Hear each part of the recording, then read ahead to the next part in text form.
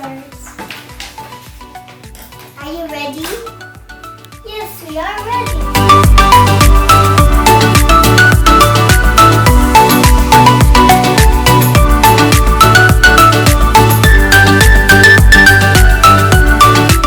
Procedure. Cut paper flower.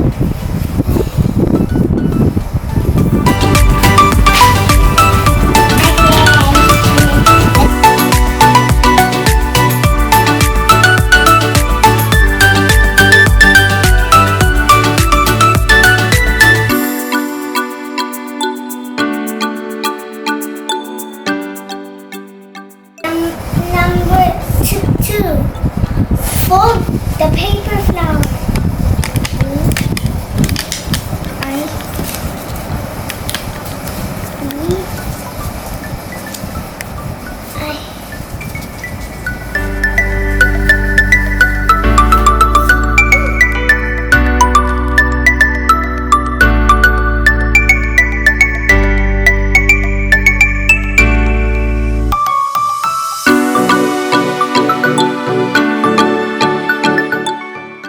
Number three.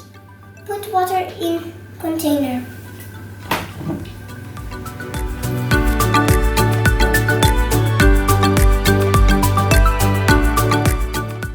Number four. Place folded paper flower into the water. Will the paper flower bloom? Let's find out.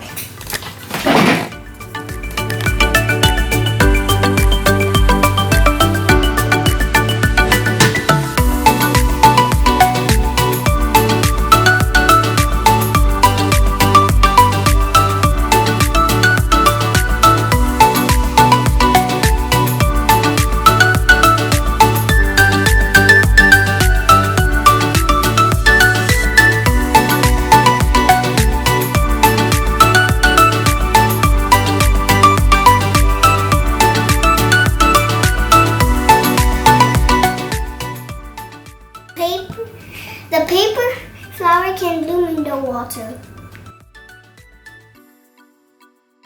Why did the paper flower bloom? Because the paper absorbed the water. Okay, well done, Amber. Well done, Denzel.